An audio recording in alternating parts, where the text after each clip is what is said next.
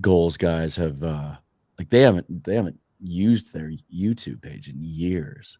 I keep trying to encourage them to do that because they've got a fair amount of subscribers, but I just haven't gotten them to get on the ball yet. Let's do this. Where are we at? Hold on one second here.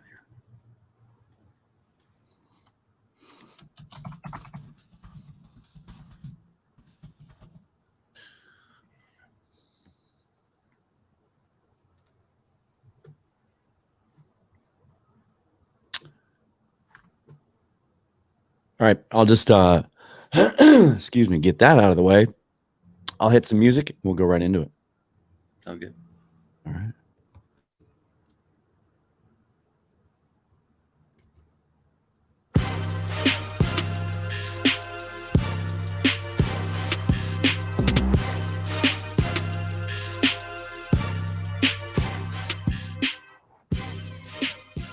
Welcome back to the Field Goals Podcast. I am Dan Viennes, and this is our bye-week edition of the show.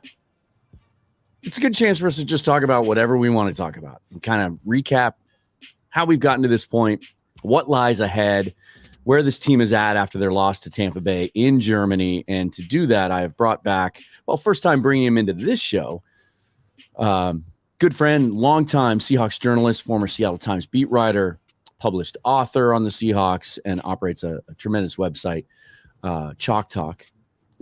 First of all, let's introduce Chris Cluff. Chris, welcome to the Field Goals Podcast. Thanks, Dan. Good to see you again. I just I was going to comment. I think your website is one of the most brilliantly named websites that I've seen. I love wordplay. I'm a sucker for wordplay, and it's Chalk Talk, which has obviously a football meaning. But if you break it down, it's the letter C and then Hawk Talk. So you can, it's Seahawk, it's chalk. A moment of inspiration for you years ago, I'm sure, and one that I continue to enjoy every time I go to your site. I appreciate that. It can go either way. You can go with Seahawk or chalk, however you want to do it. Yeah, exactly. Yeah. Well, let's do this. It's not, we're going to call it the halfway point, right? Even though it's 10 games. And really, we've lost the halfway moniker anyway with an odd number of games, 17 games. By the way, right off the top, we get sirens right off the top. Sometimes I make it through a whole show without sirens. We're getting them right off the bat. Maybe that's an indicator of just how good this show is going to be. 10 games in, the Seahawks are 6-4. Last time you and I talked was during the offseason. Neither of us had any inkling that they would be able to win 6 games for the season, let alone by the break. Let's start here. Just your general takeaways on what you've seen from this team so far. Yeah, I actually, when I went through the schedule before the season, I went through and I had them at 8-9 for the season. So I was probably a lot more optimistic than most people were. But still, they're 6-4, and their next 3 opponents are combined 8-20 right now. So they're sitting pretty good to win 9 or 10 games for sure. I think right now the projection on 538 is 9 wins, but they can easily exceed that if they get back to their, the way they've been playing before the Tampa Bay game. So, just where they sit right now at the bye, 6-4 is more than anybody would have predicted. Geno Smith playing just extraordinary football for the most part. We have to see whether he can be clutch. He obviously had that turnover against Tampa. He's got to avoid those kind of things in close games when he's trying to rally the Hawks, and he's done well in the second half as a whole. Bringing them along and scoring points and stuff, and they've done well in the first half too.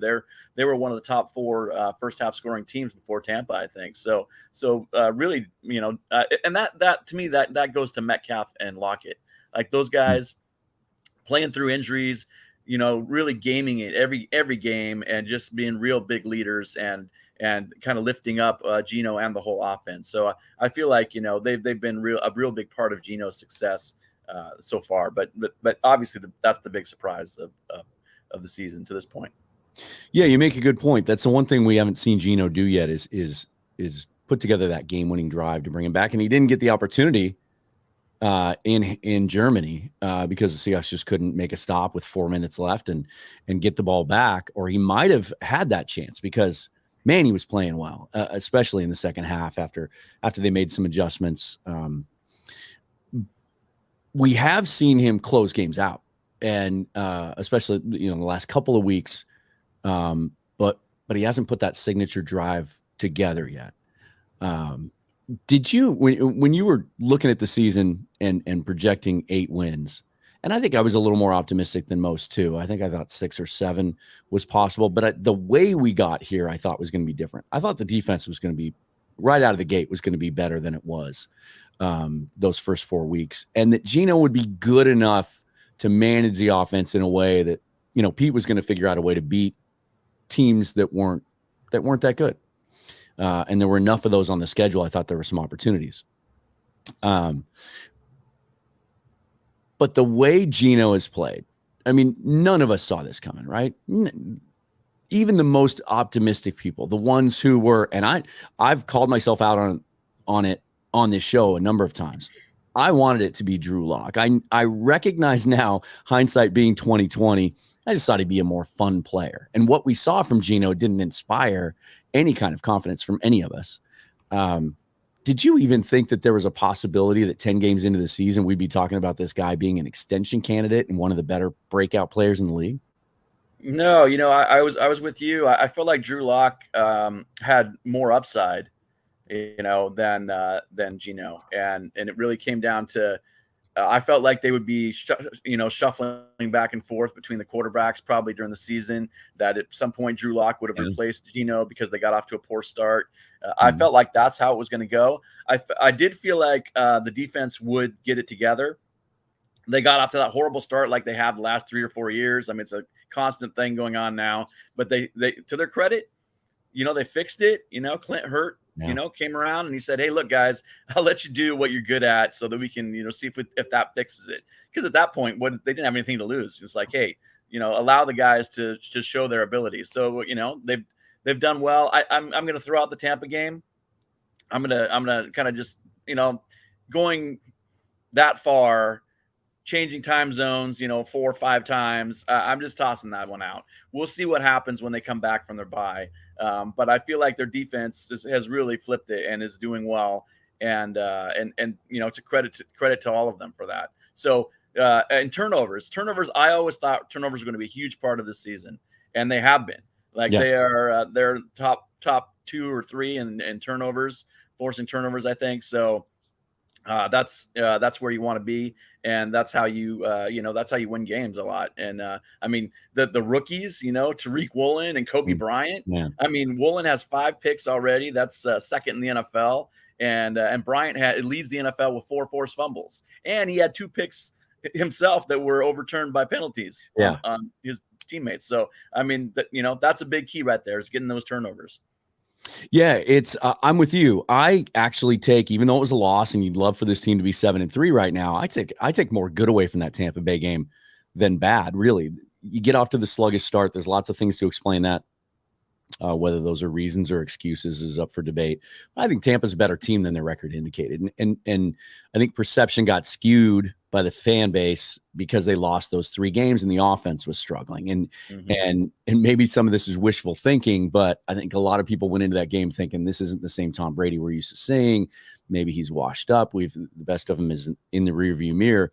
But they played to their ability in that game. That's a good defense, and they got all their guys back for that game. Winfield and Hicks made a huge difference. And so the fact that they recovered from that slow start, I think, said a lot. And the fact that they were able to get some things done offensively against that defense consistently in the second half. And that's been the remarkable thing to me about this offense is they've had some fits and starts. They've had some poor starts or some struggles in the second half, but consistently their ability, and specifically Shane Waldron's ability to make adjustments fairly quickly within games, and their consistency on offense is what makes me think this team has a chance to make the playoffs. And I think you pointed out in your latest article that they have a 77% chance to make the playoffs at this point. Yeah, 538 is projecting 77. Yeah. Yeah, I feel like up until the last couple of weeks, I made this point on my show last week. Shane Waldron wasn't getting maybe enough credit. I think now he is. And you're starting to hear whispers of whether or not he's a head coaching candidate and whether we may be in a position where we need to appreciate him while we have him. You and I talked right after the hire was made about the impact that might have. And of course, at the time, Russell Wilson was the quarterback. But your impressions of Shane Waldron, how he's operated this offense so far?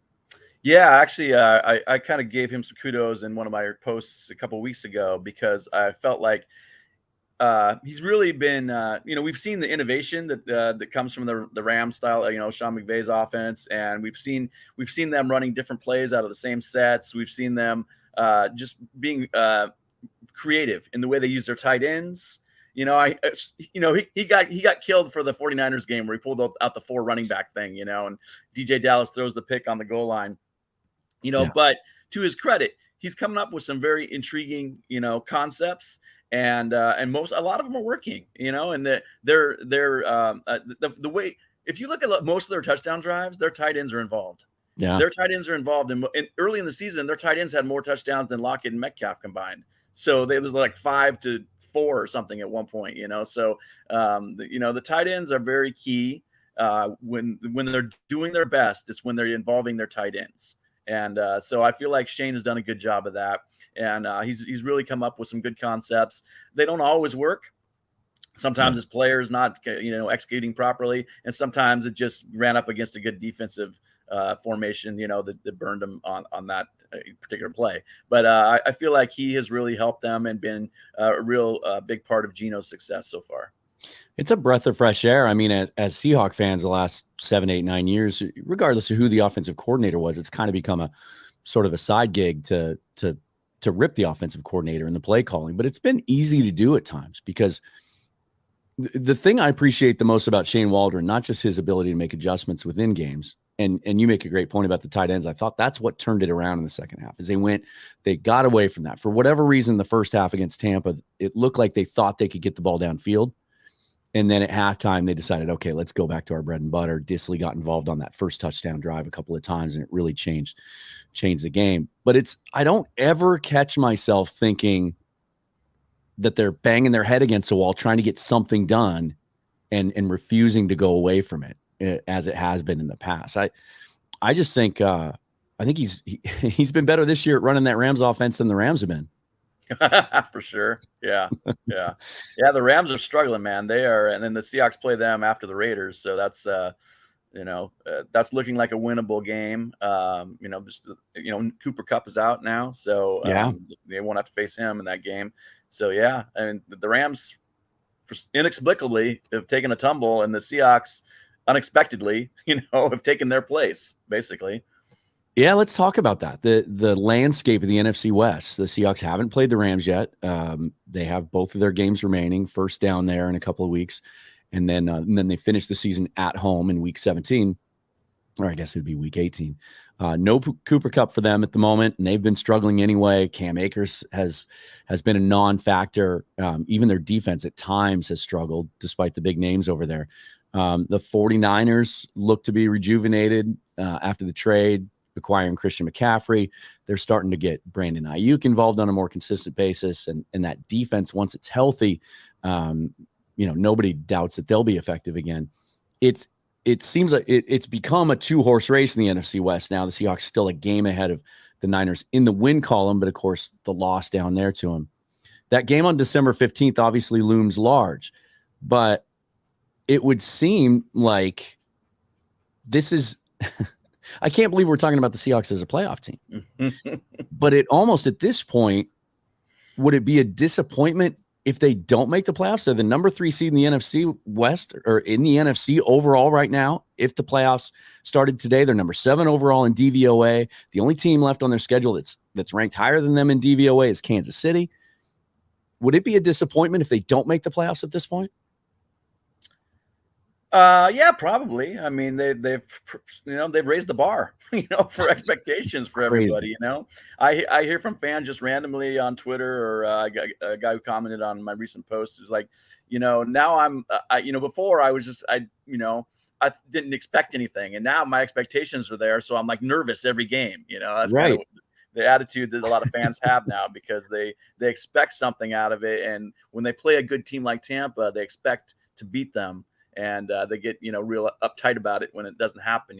So yeah, you make a good point. The first half against Tampa was the first time I've caught myself all season being pissed.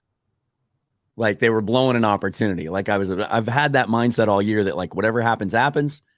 Any success is gravy. But yeah, I caught myself feeling differently in that first half when things weren't going well. Yeah, I think it's I think they're basically kind of ahead, of what everyone thought they would be, because everyone thought this is kind of like 2011, where they were building up a good defense, but they still needed to find a quarterback. Well, I mean, if Gino has sustained it so far, so we have to say he is what he's shown us, leading the NFL in completion percentage, and really the number 2 quarterback behind Brady in the NFC. He's going to the Pro Bowl. That's pretty apparent. So, and the Seahawks, reportedly do want to extend him after the season, and I think they're smart to wait to do that. I know a lot of people have been saying, "Oh, we need to extend Gino right now. Like, do it now." Yeah. Like, no, just let the season play out. Let it all play out. Let him see what his market is, next year during the pre-free agency phase. And there is a franchise tag that they still could apply to him if they wanted to. And they have cap space to be able to do that, because they really don't have to pay anybody else. Everybody's already paid who needs to be paid on this team. You could say some people are paid who shouldn't have been paid, Jamal Adams. But there's a lot of there's plenty of room to do things with Gino after the season. So there's no rush on that. Just let it play out, let him play out, and let him build his case, and then see where it lands at the end. So I think they're in a good spot there. Yeah, sometimes the last couple of weeks I've caught myself thinking, okay, we need to stop talking about Gino, right? It's first of all, it's a given. It's not a small sample size anymore. He is what he is. But I don't think you can talk about him enough. And so let's talk about 2023 for a second, because going into the season, regardless of how optimistic some of you might have been about how many games this team might win, I think across the board, we all felt like this was a bridge season. And next year, they're going to use that draft capital to go get a guy, right? There was all this talk about the quarterback class in 2023. I was involved in that. It looked like one of the better ones we've seen in a long time. But as things do happen, some of those guys haven't performed. And suddenly this first-round quarterback class doesn't look as deep as we thought it was going into the season. You combine that with the Seahawks' native pick is lower and lower in the draft as they continue to win. Denver's is higher than we expected it to be right now, but you don't know what's going to happen with that. And we have a quarterback. So this report that the Seahawks are interested in signing Gino long-term, it completely changes the focus, doesn't it? Going into the offseason of what this team might do to this roster in the draft and free agency. Like quarterback might be an afterthought now until day 2 or maybe even day 3, right? Yeah, I feel like what it does is it just allows them to be super flexible. And when John Schneider has drafted high, he's done well. Just look at this year's draft. 6 rookies, like his top 6 rookies, are key contributors on this team, starters or key players like Kobe Bryant. So he when he gets to draft high, like he did in 2010, 2011, 2012, those 3 years, that was like an epic, once in a 20-year span of drafting right there. And he could do it again. He could totally do it again with 2 first-round picks, 2 second-round picks. I mean, they are set to be real flexible. They do have some needs. Long-term, they need a center. Yeah. They need help at inside linebacker for sure. You can always use a pass rusher. They definitely bringing back Bruce Irvin kind of showed us, that they do have a weakness there, and that, that's probably position linebacker overall, I think, is a spot that they'll look at next year in the draft, fairly high. And, offensively, they have all their skill players. They have their tackles. Those 2 young guys are playing great. Abe Lucas is one of the top, right tackles, probably top 5 right tackle in the NFL, maybe top 3. I mean, he's playing great, so I think there's a lot of flexibility there for next year, and they don't have to be, kind of feel forced into any one direction. Yeah. What is this season, what we've seen so far, say about Pete Carroll and how does it affect his legacy as it stands in Seattle? Well, there was Pete versus Russ, right? That's what it Mhm. was. It was two different, schools of fans. And I think we have seen it's not a surprise to me. And you and I talked about it, and you and I pretty much agree on kind of Russell was a double-edged sword where he had limitations. And Pete, look at his offensive coordinators. He had to fire offensive coordinators because his quarterback could not adhere to, implement what those coordinators wanted to do. So no over the middle throws. I mean, very few. And most of them were either deep or super short. There was no like intermediate in the middle. If you look at all the next gen stats for quarterback passing, that's what you see. So Russell had his weaknesses. Pete knew that. He knew what Russ was good at. And he knew, when you talked about running the ball, it was just about being balanced, it's a logical thing to do in football, right? It's not, everyone wanted Russ to be able to throw the ball. Well, he got off to a great start in 2020 when he did that, but then everybody caught up to him and they did not adjust. Yeah. And so then the offense went the tank in 2020 after that awesome 5-0 start with the offense. How many times was Russell Wilson the September MVP, right? The September, October MVP, Mr. and September. then paid at the end, because he is a pretty one-dimensional player, and Denver, he's in a new system. We've seen this thing this week where he apparently is he's still using Seahawks audibles. Yeah. And his Broncos players are like, what are you saying out there when you say that stuff? We don't even know what that play is.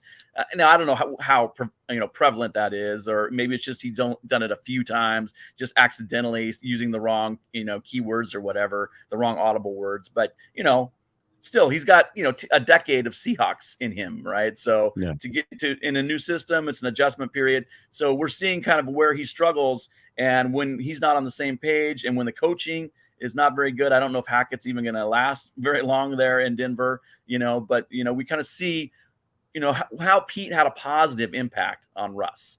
And so back to your question of Pete, Pete always fixes his defense. He always finds a way to fix the defense every year. And it always evens out. It always becomes one of the better ones in the second half. And I think now they have a foundation for that defense that they have not had since Legion of Boom disappeared, and faded away. That Legion of Boom faded away after the 2017 season, during and after it.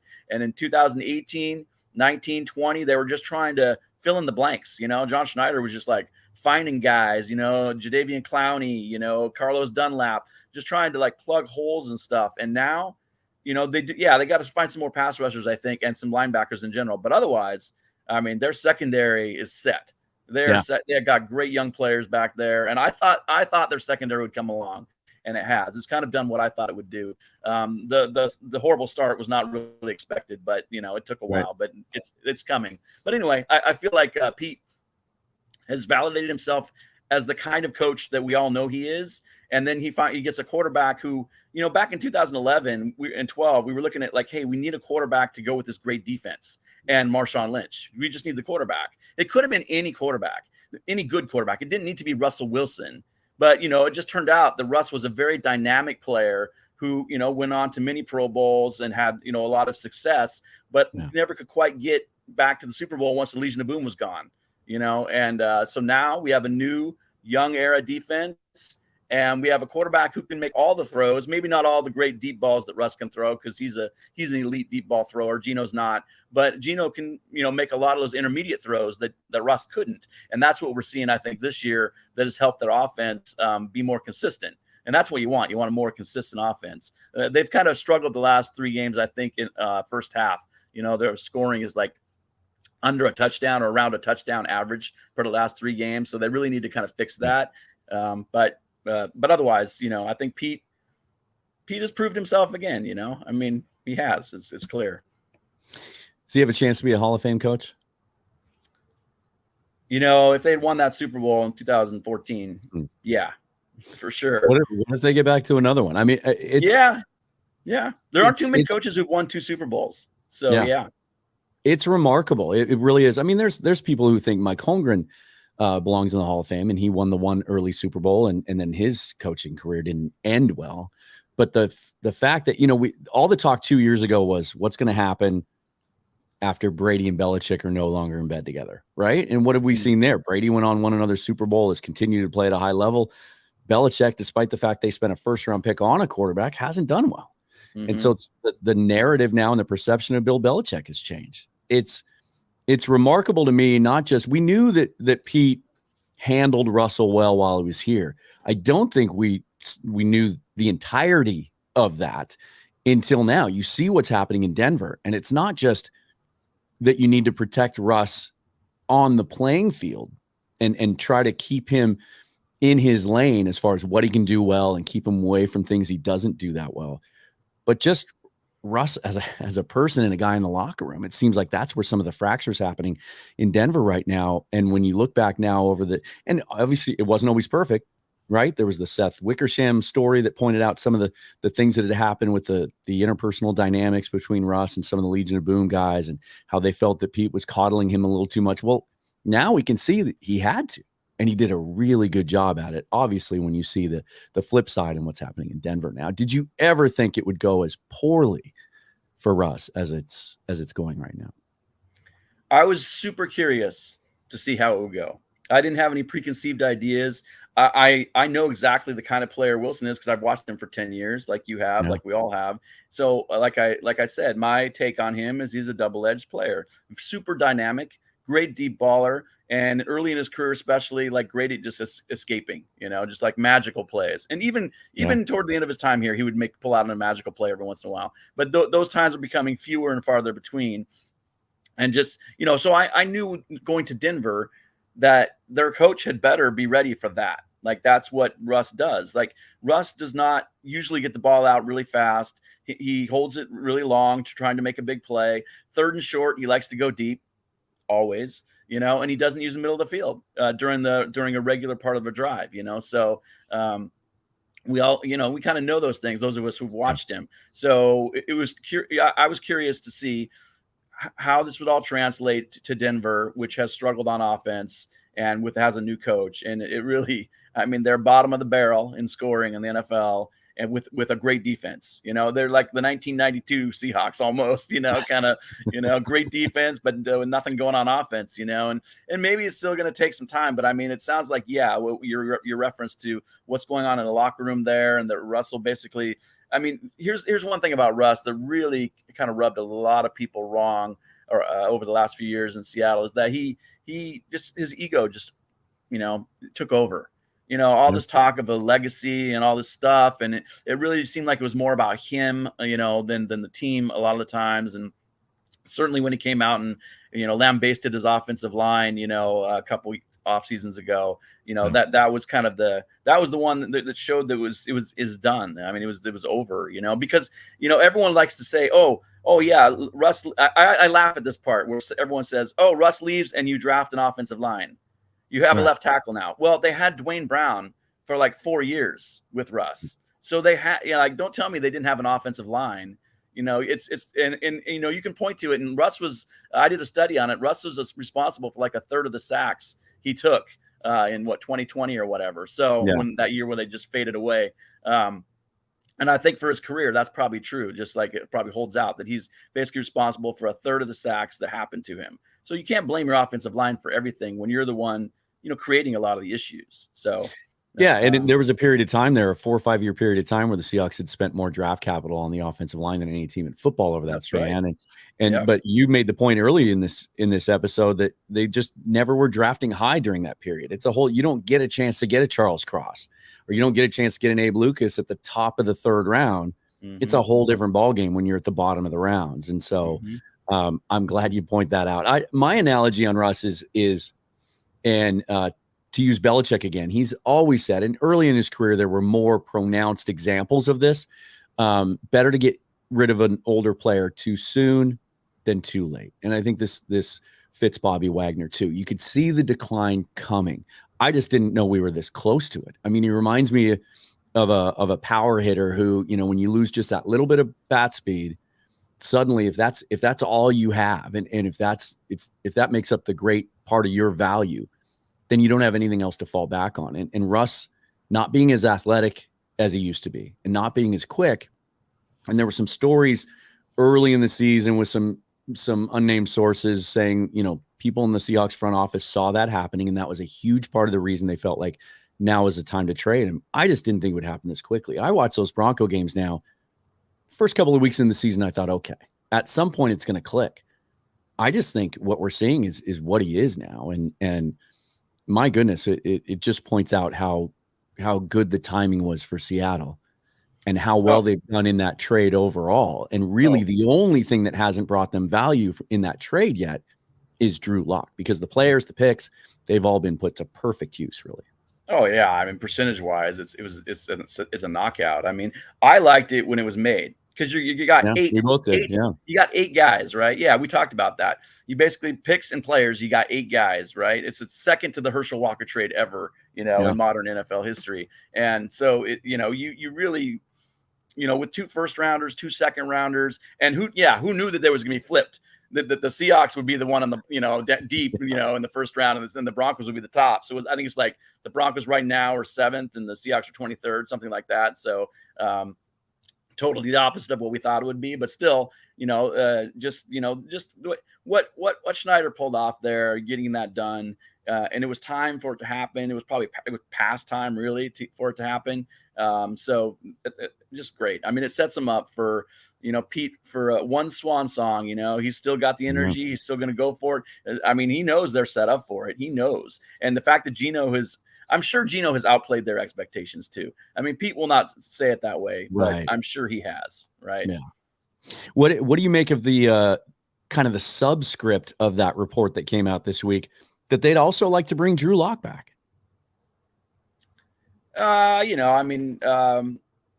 I feel like it sounds like, John really wanted Locke in that trade. I'd seen something previously that that was important to him to have him. Yeah. That's why the Denver offer stood out over some others, is he really liked that. I mean, that and the fact that, Russ wanted to go there, and the only way Schneider was going to send him there is if part of the deal was to send Locke back to us, back to Seattle. So, sure. I mean, if they feel like he was a 2nd round pick, he certainly has arm talent. I mean, he just needs to get his head, together. And I mean, look at Geno. That's what I was going to say. He I think there's a parallel there. He reminds me of young Geno. The talent's there. He just turns the ball over too many times. Geno is a great example in the NFL of a guy who goes to a bad franchise, a quarterback who goes to a bad franchise and gets ruined off the bat by that franchise, not protecting him, not setting him up for success. And, sometimes, immature guys, that takes them a minute to mature and get up to speed. Some guys never get there, and some guys are destroyed, like, the Tim Couches of the world, or, just go there and they just get sacked. David Carrs of the world, they get sacked to pieces. They have no confidence left, and they cannot be a good quarterback. They just cannot. So I mean, this happens over and over. We see it with bad franchises all the time.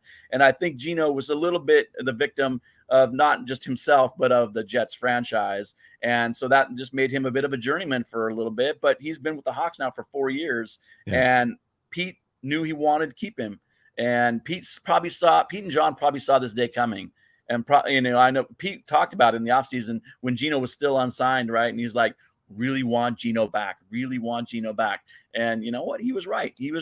I don't know that he expected Geno to play to the level he has, but he was right. I mean, it's gotten to the point for me where I'm just not going to question Pete Carroll anymore, because all throughout when that was happening, I thought, let's not bring it. Let's move on from that. We've done the Geno Smith thing. And then early in camp, when he said, or there were, before we heard anything from Pete, there were reports, probably leaked, from guys on the NFL Network. I think it was Garofalo that I remember saying early on that, like, hey, don't count out Geno Smith. They really like him and he could be the guy. And I dismissed it at the time. But yeah, to your point, I don't think they even expected to see this. But I'm telling you, we haven't seen this kind of a story. And maybe it's time for you to write another book, because when those guys do get ruined, those high draft picks, they don't recover. We don't ever see this resurgence out of those guys. Yeah. We don't see, those high draft picks bounce around, become backups, get another shot in their early 30s and make the most of it. We just don't. I mean, there's some older examples, Rich Gannon, Steve Berline comes to mind, but this is this is remarkable. Yeah. I think this is a season where, people who are into awards, where Pete and John are probably going to be up for coach and GM of the year. They weren't in the early years because they slowly built a winner. Yeah. And, once you're a winner, you're expected to win. So you'll never get those accolades other than through the wins you get. Right. Yeah. So, but with John having 6 draft picks, key players, stellar players, and Pete just basically coaching the Seahawks beyond what anybody thought he was going to be able to do. And then Geno, I don't know, does Geno qualify for comeback player of the year? It's a debate. Yeah, it's a nebulous. Some believe he does, and yeah, that's a nebulous description. There's no real defined parameters for what is the comeback player of the year. So can you be a comeback player of the year from after, injury? Yeah, 8 years of not starting or whatever.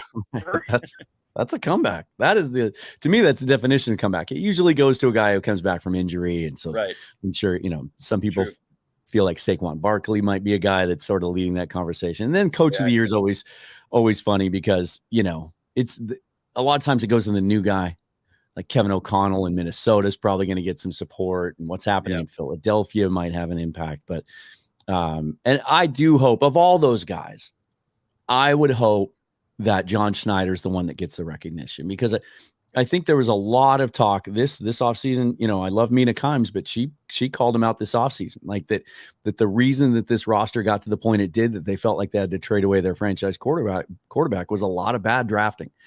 And that was the knock, and rightly so with some of those drafts when you go back and look at them. But what they did this offseason just is I think it's one of the biggest stories, if not the biggest story in the league, is how good the Seahawks team is right now. Yeah, I mean, you can look at the Eagles. I mean, they've been spectacular. They're a great story too, as you just referenced. But the Seahawks are one of the big surprises. Good surprises in the league. So yeah, and I would even argue that I think people saw that coming in Philly. They were on the rise. The Eagles were. Yeah. Anyway, well, maybe the Seahawks and Eagles will settle that argument on the field in the playoffs. That would be great. As we head forward, Seahawks on a bye this week, and then they come back and play the Raiders at home, and then I think it's to LA the week after that. Yeah, they go to LA after the Raiders. Yep. And then December 15th, Carolina's next. Carolina should be a game that looks attractive. 8 wins. Like, they're all struggling teams. The teams that the Seahawks could beat. Yep. Again, I'm a big believer in DVOA and the Kansas City Chiefs. The only team remaining on the schedule that are ranked higher than them overall is the Seahawks sit in 7th. Yeah. And then, of course, Thursday Night Football, December 15th here in Lumen Field. It's going to be cold. The crowd's going to be nuts. That could be for the NFC West right there.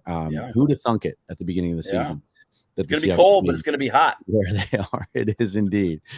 Chris Cluff, again, thank you for joining me. You can find him on Twitter for now, anyway, at Seahawks, CHAWK_talk. And then the website is CHAWKtalk.com. Read his stuff.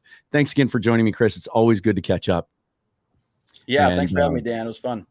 Absolutely. The Seahawks 6-4 going into the bye. I'll be back next week with Michael Thompson of 12th Man Rising. We're going to talk draft, and specifically he has focused this year, as much as Chris and I just talked about how quarterback might not be as big a need in the draft coming up. He has been a guy that's been looking at that. We're going to talk about tiers. If the Seahawks don't go quarterback on day 1, what does it look like on day 2 or 3, and who are the fits and who's rising and who's falling? So we'll talk quarterbacks. We'll talk draft overall next week. Until then, thanks again to Chris Cluff. I am Dan Viennes. This is the Field Goals Podcast. Follow us on all the major podcast platforms. Subscribe so you get notification of new episodes. Share and like this episode. And if you like what you hear, give us a review. Until then, go Hawks.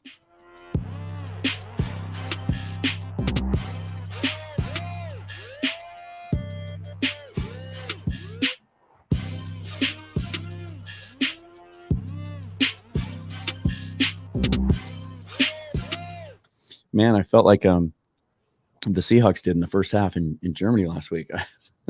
I was sluggish this morning. I was out of town the last couple of days doing some training at one of our other spots, and I just threw my whole routine off. Well, thanks, man. It's good to have you on. Yeah, it's good to see you too, Dan. I For got sure. to jump over to my other meeting. So we'll talk right. again soon. Take care. We'll probably talk in the off season, I'm sure. Yeah, definitely. All right. All right. See ya. See you.